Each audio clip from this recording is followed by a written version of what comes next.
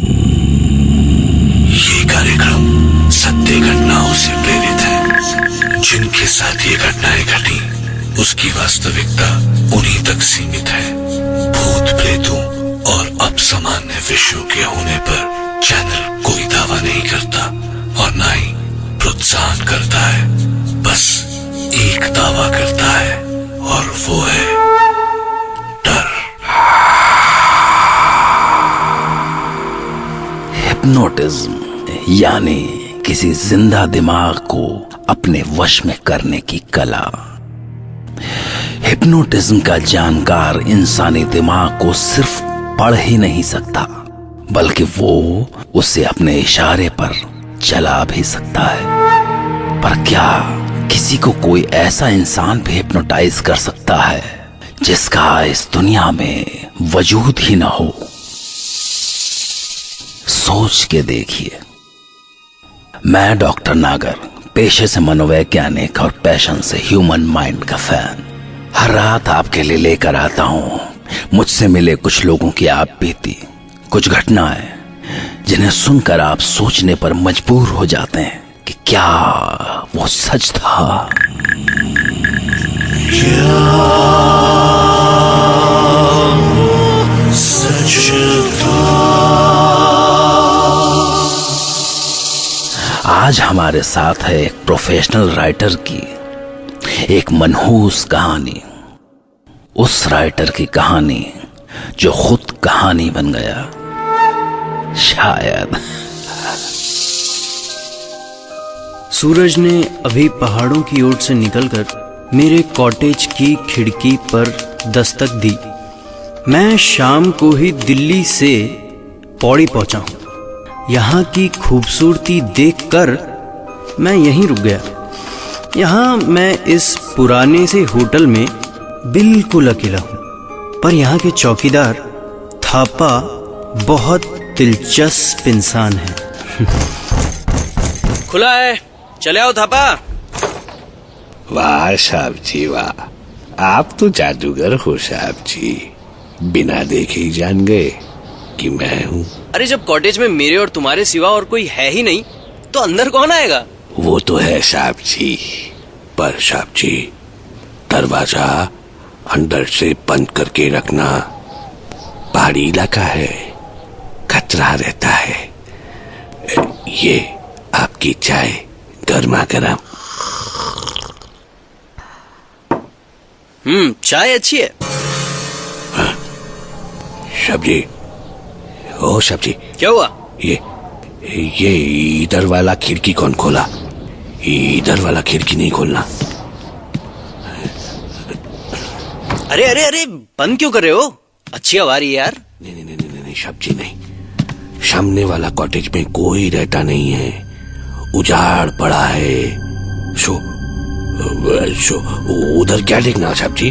उधर कुछ देखने लायक नहीं है। नहीं बंद रखता है इसको। अरे मगर थापा, ये उजाड़ कॉटेज है किसका? वो सब्जी, आप चाय पियो ना, चाय ठंडी हो रही है। मैं आपके खाने का बंदोबस्त करता है सब्जी।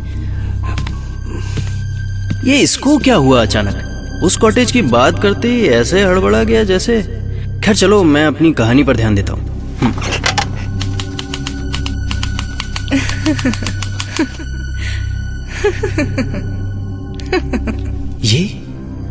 ये कौन हंस रहा है? कितनी मीठी हंसी है। पर ये तो बगल वाले कॉटेज से आ रही है। देखता हूँ है क्या आखिर।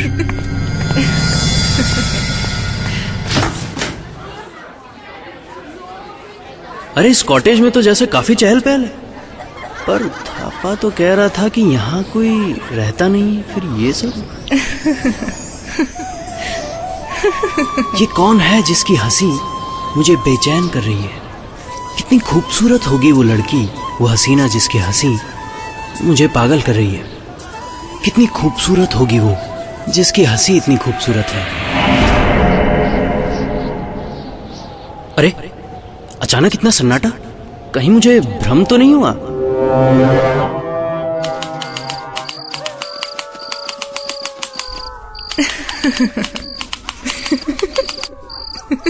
फिर से वही आवाज।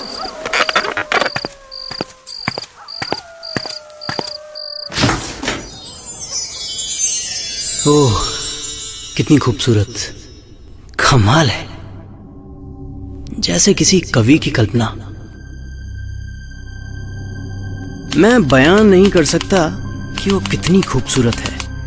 मैं उसे खिड़की की आड़ से देर तक छुप कर देखता रहा, जब तक उसे इस बात का एहसास नहीं हुआ कि कोई उसे देख रहा है।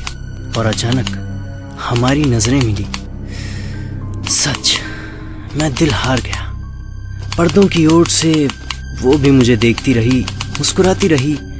मैं खुद को रोक नहीं पाया और उसी रात सामने वाले कॉटेज के पास पहुंच गया।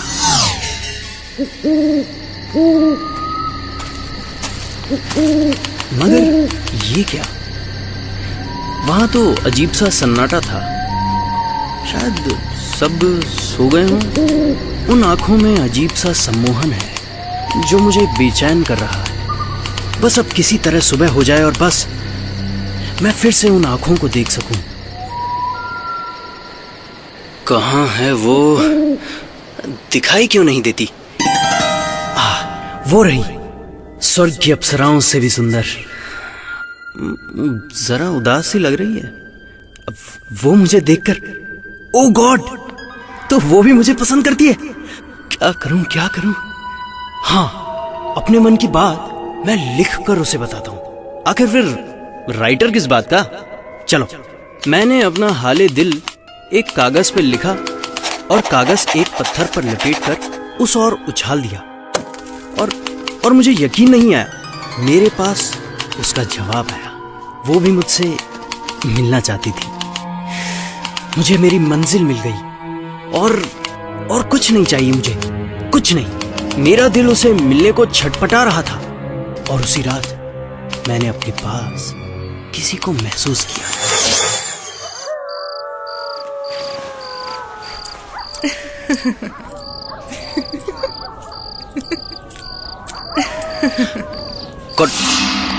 कौन है? थापा? अरे थापा, कौन है यहाँ? कौन हो सकता है? अरे ये खिड़की तो मैं बंद करके सोया था, ये खुल कैसे गई? ठंडी हवा आ रही है, बंद कर देता हूं।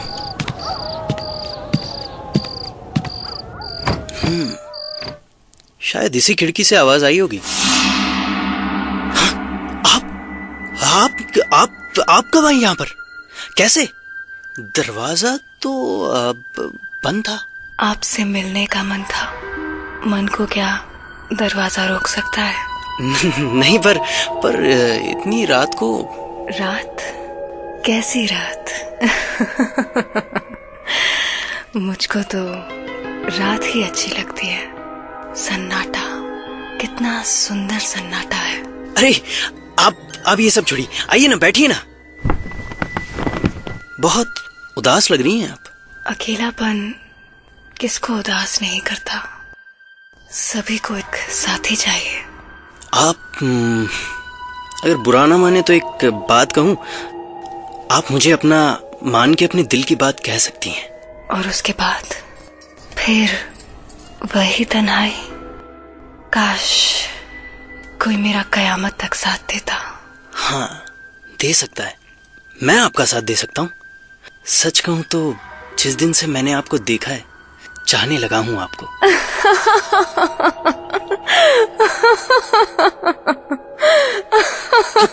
क्या हुआ? आप ऐसे क्यों हंस रही हैं?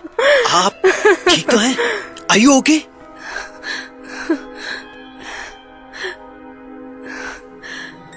मैं आपको परेशान कर रही हूं ना? नहीं, नॉट एट ऑल। आप तो खुद परेशान हैं। ट्रस्ट मी, मैं आपको अपनाना चाहता हूं, आपके सारे दुख सुख के साथ। आपका दुख मेरा दुख। नहीं, हमारे बीच बहुत दूरियां हैं। मैं सारी दूरियां मिटा दूंगा, बस आप एक बार हाँ कह दीजिए। नहीं, ये नहीं हो सकता, ये कभी नहीं हो सकता। अरे सुनिए तो, मुझे जवाब तो देती जाइए। मैं आपको पाने के लिए कुछ भी कर सकता हूँ। क्या हुआ? क्या हुआ साहब जी? ए साहब जी, आप किससे बात कर रहे हैं साहब जी? उस लड़की से। थापा मैं उसके बिना नहीं रह सकता। मैं उसको पाके रहूंगा। मैं उसको पाना चाहता हूँ थापा। साहब जी, थापा मैं उस लड़की के बिना नहीं रह सकता। मैं उसे पाके रहूंगा। इधर कोई नहीं है साहब जी। वो लड़की, आप कोई सपना देखा साहब जी? उसकी एक झलक। आप सो जाओ साहब जी, सो जाओ साहब जी, सो जाओ। ये साहब जी को क्या हुआ? कहीं वो फिर से बहुत गड़बड़ हो गया, सब गड़बड़ हो गया। हमारे मिलन का समय आ गया है। आज वो मेरी हो जाएगी हमेशा के लिए। वो कहती है कि हम एक रेशम की डोरी से मिल सकते हैं। कहाँ है वो रेशम की डोरी? उस रेशम की डोरी से लिपट जाने का एहसास कितना हसीन होगा। उसके बाद बस मैं और वो। सामने खुली खिड़की, वो मुझे मुस्कुरा कर देख रही है। वो मुझे बुला रही है। हाँ, मैं आ रहा हूं, मैं आ रहा हूं, मैं आ रहा हूं। वो रही सामने रेशम की डोरी। आओ, चलिए आओ, अब देर मत करो। मैं तड़प रही हूँ तुमसे मिलने के लिए। इस डोरी से लिपट जाओ। आओ, मेरे पास आओ, मेरे पास आओ, आओ। हाँ मैं आ रहा हूं। हाँ मैं भी आ रहा हूं।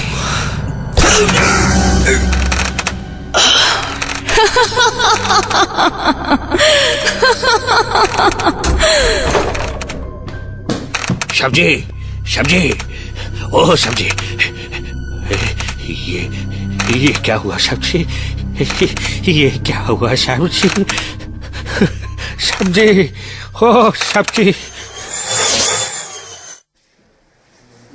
और ऑफिसर, वो रेशम की डोरी? कोई डोरी नहीं थी सर। जब हम वहाँ पर पहुँचे तो उस राइटर की लाश एक रस्सी के फंदे से झूल रही थी। शायद उसी को उसने रेशम की डोरी समझा होगा। पर दरअसल ये कहानी यहाँ खत्म नहीं, शुरू हुई थी। और इसका पता मुझे तब लगा जब मैंने पुलिस ऑफिसर से अगला सवाल किया। पर ऑफिसर, उस थापा ने क्या बयान दिया? कौन थापा? कैसा थापा? जनाब, वो होटल पिछले 15 सालों से उजाड़ पड़ा है। चिड़िया भी नहीं रहती वहाँ, बस लाशें मिलती रहती हैं वहाँ से हर 2-4 सालों में।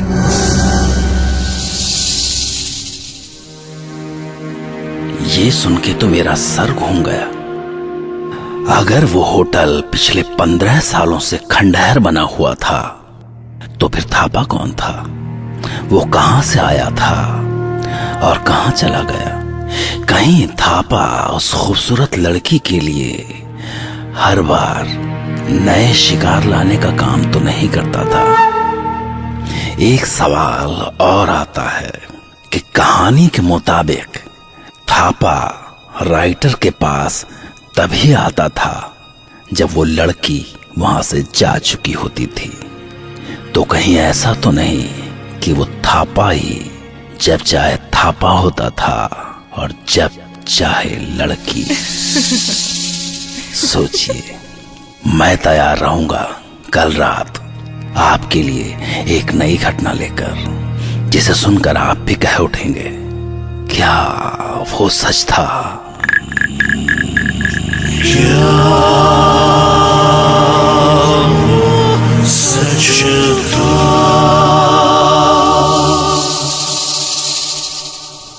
एक आखिरी बात, अगर आप कल्पना करते हैं तो उन कल्पनाओं को बहकने मत दीजिए।